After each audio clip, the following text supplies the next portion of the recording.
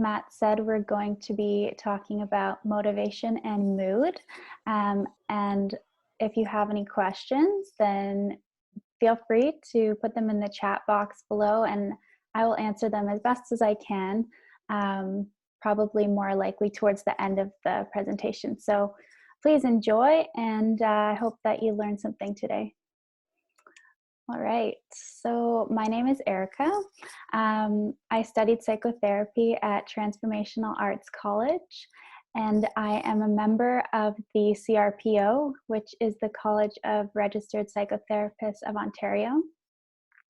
And we're just going to get into it. So today's agenda, we're going to start off with the importance of mental health therapy. Adjusting to life changes will be the next slide. And then we'll go over some emotions that can come up when adjusting to life changes. So first slide is stress, then we have anxiety, low motivation, and then the therapies that I use in session for psychotherapy to work through these emotions is effective cognitive behavior therapy. You may have heard of it. It's called CBT. And then we'll kind of end off with some final general tips as well. All right. So mental health therapy, let me just get this. Okay. So there is still somewhat of a stigma around mental health, but it is becoming increasingly common to talk to a therapist and really actually encouraged. And taking care of your physical health is just as important as taking care of your mental health. So if you work out and exercise, 2 or 3 times a week, that's taking care of your physical health. And to take care of your mental health, it would be important to talk to somebody once a week, once every 2 weeks, just to check in and make sure you're mentally healthy. Because in therapy, you get to know yourself better. You kind of, it helps you feel confident to maneuver through your life. You can communicate your feelings and get things off your chest and gain more clarity and insight into maybe some of the challenges that you're having. So that's a little bit about mental health therapy. All right, let me just see here. Okay. So adjusting to life changes is the next slide we have. So you may be adjusting to going back to school. It's that time of year again. The pandemic has put us in virtual situations where there may be an online school. So going into the environment of being in a classroom again, or being at the office, going into work, it's a change, right? So like any change, anxieties can come along with that. So feeling prepared and confident is a great skill to have. And it is completely normal to feel anxious. It's only human nature. But getting back into the swing of things, it can or may be overwhelming to start. So adjusting to lifestyle changes, they can take time. So be patient and resilient. And in the next slides, I'll talk about some feelings that you may experience and how to cope when entering into adjusting to new lifestyle changes and new environments. So stress may be one, and stress is the body's response to physical, mental, or emotional pressure. Stress can cause chemical changes in the body that can raise our blood pressure, our heart rate, and blood sugar levels. It may also lead to feelings of frustration, anxiety, anger, or depression. Stress can manifest as physical disease. So it's a state of mental or emotional strain or tension resulting from adverse or very demanding circumstances. And what does stress look like? So these are some of the symptoms you may have if you're feeling stressed. You may have a headache, feel a lump in your throat, back pain, a heavy chest, an upset stomach, might have tight muscles, or a loss of appetite. And here are some of the ways that we can cope with stress. So you can take a time out, just take a couple minutes to yourself from whatever is causing you to feel stress. Eat well-balanced meals, limit your alcohol and caffeine intake, get enough sleep, get well rested, good quality sleep. Exercise daily, that if that helps you feel good. You can take some deep breaths, count to 10 slowly, or you can call a friend, a loved one, a family member. So these are some great things to do when you're feeling stressed.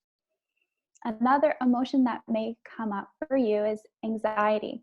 So anxiety is an emotion characterized by feelings of tension, worried thoughts, and physical changes like increased blood pressure. People with anxiety disorders usually have recurring intrusive thoughts or concerns, and they may avoid certain situations out of worry. Anxiety may not have an identifiable trigger, and it can linger, so it lasts for prolonged periods of time. And what does anxiety look like if we're not sure how to identify it? These are some symptoms. So you may have an increased heart rate, breathing rapidly, hyperventilating, may start sweating or shaking, trembling, feeling weak or tired, having trouble concentrating, and you may feel nauseous as well. And since we've covered stress and anxiety, these are the main differences between the two. And then you'll see in the diagram here at the bottom, you have the differences of stress in the red and anxiety in the green, which we went over. And in the middle is some of the commonalities between the two. And the main difference is that stress is a short-term response. So it's response to a recognized threat and lasts for a short period of time. Not to say that you can't be stressed throughout the day, but it comes and it goes, whereas anxiety can linger and last for a longer period of time. And like I mentioned before, it may not have an identifiable reason to feel this anxiety. So some ways to cope with anxiety. Always remember that nobody is perfect, so just do your best. Accept that you can't control everything. And welcoming humor and a positive attitude are really beneficial for coping with anxiety. It's good to get involved. You can volunteer to be active in your community, to create more of a support network where you can reach out to others. Learning what triggers your anxiety. So writing in a journal when you're feeling anxious, or talking to a therapist to understand better what triggers your anxiety so you're able to work with how to manage it better. You can also distract yourself with books, audiobooks, podcasts, music, or movies if that's something that helps with your anxiety. Another emotion that might come up, when we're going into new environments and there's more responsibilities or whatever it is low motivation. So low motivation means we feel uninterested in doing things. It's pretty, yep. So whether you don't want to feel bored when doing a mundane task, or you're trying to avoid feelings of frustration by dodging a tough challenge. Sometimes a lack of motivation stems from a desire to avoid uncomfortable feelings. So that could be one reason for low motivation. And what does low motivation look like in someone? So you're feeling tired. You may have stiffness in your muscles, sleeping frequently or constantly. You could have constipation, difficulty eating and swallowing, weight loss or weight gain, and just overall low energy. So here I have a bit of an image there for you to see. We have the extrinsic motivation style in the green circle, and then intrinsic motivation in the blue circle. And these motivation styles were founded at University of Rochester in 1970. So the extrinsic motivation, and while I'm kind of going through this slide, just pay attention to what motivation style you feel is more of you. You may have more extrinsic qualities, or even in the middle of the graph, you could have a combination of both, which is really common for most people. So extrinsic is external motivation. It's the desire to fulfill the action based on external cues and gain rewards or avoid consequences. So there are pros to this style of motivation, which are: you're more likely to do a necessary task of little interest, push personal limits with incentives, and increase social learning compliance and increase the speed of the task. The cons to this style is that your attention is divided between the reward and problem solving the task. So it reduces your productivity. And when the reward is removed, your motivation is lost, or at a loss. And then we have the other style, which is intrinsic, which is the desire to fulfill the action based on an internal cue, which is your enjoyment or interest in the action. So the pros of this style is that we're more likely to invest more time in the task and stick to the task, succeed with the task, be innovative, be self-motivated to take on new tasks. And the cons of intrinsic is that it's less appealing than extrinsic because there's a slower behavioral change. And then in the middle, you'll notice that these two motivation styles, like I said, they are effective together. So you may find you have a bit of both, that you're motivated by reward as well as by maybe a personal interest. But I did have Matt create a poll. So if anybody watching the presentation resonates with either the extrinsic or intrinsic, I'm curious to see which one you feel is more of you. Okay, so we have a bit of both. That's great. Yeah, awesome. This was really interesting to see, Erica, because I would have wagered a lot of money that I'm solely extrinsically motivated. Oh, would you? So I'm learning a lot right now. This is great. Yeah, that's good.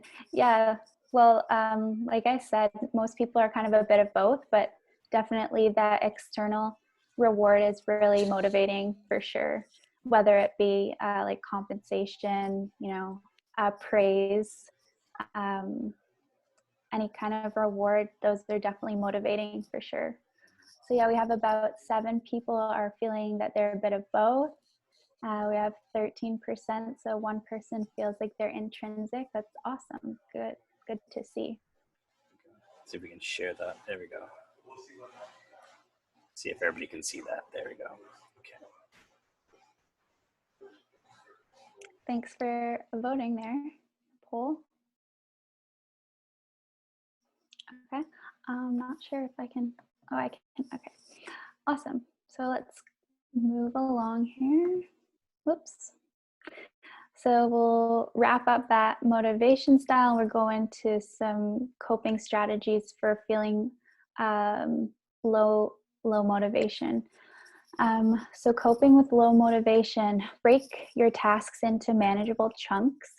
You can write down a positive thing that you experience throughout the day to lift your mood. Give yourself credit for all the small things that you do as well, and have some me time. Be gentle with yourself. Try to be present in the moment. Make your work more visual. Sometimes that can be really effective to see what you have to do visually. And you can also try timing yourself with the 2-minute rule to avoid procrastination or procrastinating. So this is going into the cognitive behavior therapy, CBT, which is the type of therapy I use in psychotherapy sessions when working with the emotions that we've talked about in the presentation.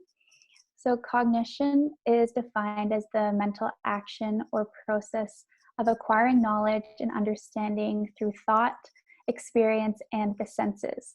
So with that in mind, cognitive functioning is therefore critical for day-to-day life, governing our thoughts and actions. And our thoughts create the emotions that we feel. So reframing the thoughts can change our emotional responses. So what we do is focus on the function of the behavior. It's important to complete small tasks and small goals. To get into an unproductive cycle can become depressive. So create a small routine for yourself. Focus on function of behavior rather than how you feel about doing it emotionally, because resilience and strength is also mental. Be consistent and reflect on your efforts, and accomplishing tasks helps mood. So I have a few tips here. Notice when you're procrastinating, take a break and come back. Can reset yourself. Take everything one step at a time.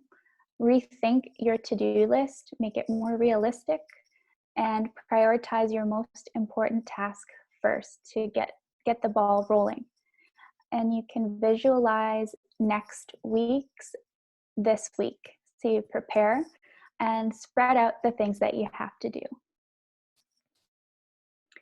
A lot of our mood and motivation comes from our thoughts. Thoughts cause us to have an emotional reaction, like as I said before. So engaging in psychotherapy can help you better understand your thought patterns and recreate more positive cycles if that's something that you think would be beneficial for your routine and your lifestyle. And that's pretty well what I have for you today. I do have an Instagram, so if you'd like to follow me on there, I post weekly or daily mental health posts that are helpful. My Instagram psychotherapist Erica. If you'd like to get a hold of the clinic, the phone number is there, and you can reach me on my email anytime with any questions. And I do virtual and in-clinic appointments, and these are just the times and days I'm available. So thank you very much for joining us this evening. I appreciate it. It was great. And if you have any questions, just let me know. That was great, Erica. Thank you so much. Do you want to just move back on the on your presentation here? Sorry, just losing my words. Just so your contact information is up in case anybody wants to jot that down. And just, shameless plug. I mean, obviously, maybe I have to follow Erica's page on her Instagram page, but for those of you who know me from around the clinic, sometimes I can be a little high strung. So every once in a while, I get a good little reminder from Instagram to take a deep breath or focus on my thoughts, which I've literally really enjoyed that. So it's a great follow for you guys. Yeah, I try to be active on there as much as I can. So yeah, thank you. It's been great. So we got a couple questions. We had a question about what is the 2-minute rule, and maybe could you explain that a little further? Yeah, for sure. That's a good question. So the 2-minute rule helps with procrastinating. If you're somebody who tends to do everything but the responsibility that you need to get done, take 2 minutes on your phone and time yourself just working on your main responsibility. And even if you don't get it all done, just take 2 minutes, time yourself, and you got to stick to it. So that's the 2-minute rule. That's good. I like that. That's especially with all the distractions we have now, right? Yeah. I know especially with working from home, right? Even as clinicians been working from home, and you get text messages on your computer, you get email alerts. So that's a nice little trick to try to do that. We've got another question here. The question goes, so there seems to be a lot of symptoms of stress and anxiety seem to be physical. Is there a strong correlation between pain and stress and anxiety? Hmm. That's also a really good question. Um, so it depends on the pain, you know. Some people have been in accidents, or they have like chronic pain from, like I said, if they're in a car accident or something. So it's not necessarily related to stress or anxiety. But if you do have like lower back pain, or sometimes stomach issues, or shoulder tension, neck tension, that can definitely be a result of stress and anxiety for sure. Awesome. Is there any more questions tonight? I know that was a lot to take in. Um, Was it? that was a lot for me to take in. A lot of good information. But like always, I'm going to have this posted on our YouTube channel by, let's say, Sunday night. So if anybody wants to go back and rewatch it, you will all get a link from, I've got another question. You'll all get a link through Zoom with the link to our YouTube page where you'll be able to see this presentation again, or any of our other previous presentations. Feel free to share this with anybody, obviously, that you feel might benefit from this webinar as well, or pass along Erica's information.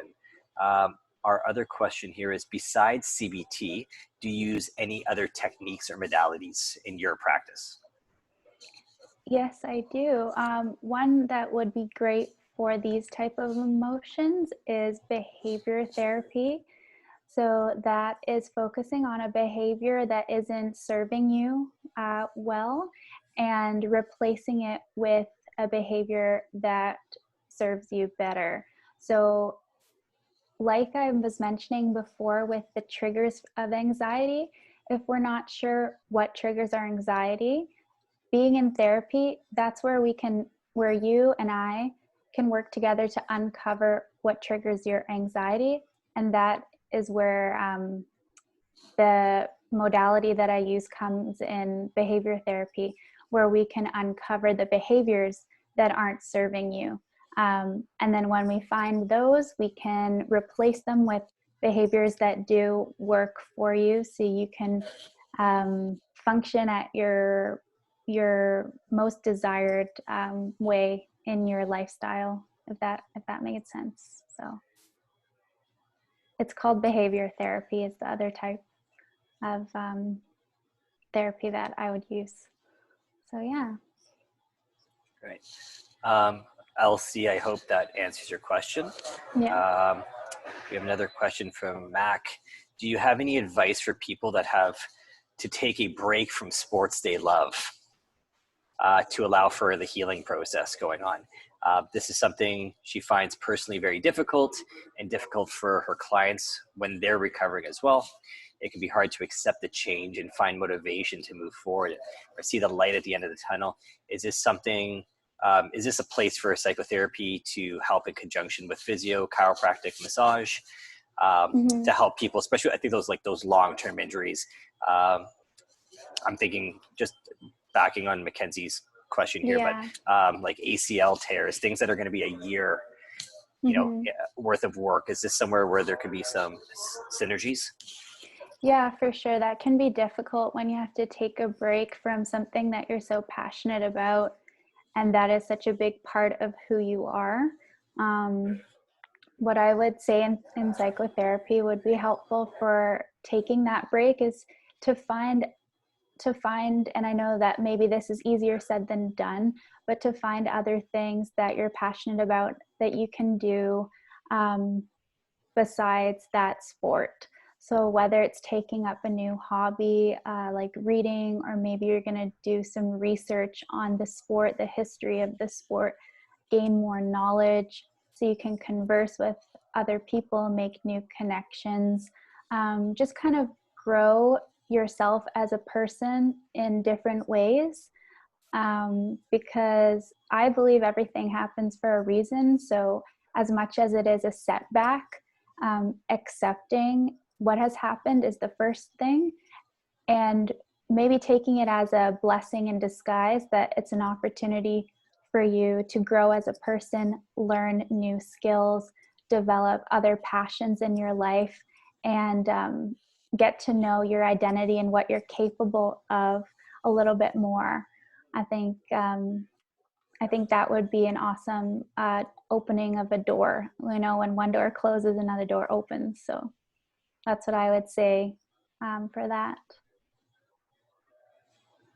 Awesome. Thank you. Okay. So, like we mentioned, thank you everybody for attending. You've got Erica's information via email or her Instagram if you want to reach out. Do you have any questions you want to take up personally? I'm sure she'd be willing to chat as well, or scheduling. I think you're still doing 15-minute consults as well. Yeah, I do have to offer 15-minute consultation, completely complimentary, and we can just get to know each other a bit more and see if it would be a good fit. I think that's so important to you, making sure it's a great fit between you and the therapist, or in your case, you and the potential client, right? So that's always also something to keep in mind.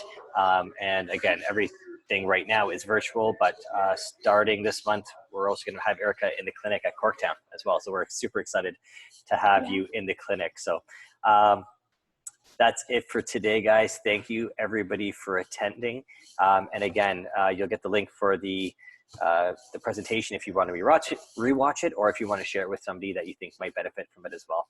All right.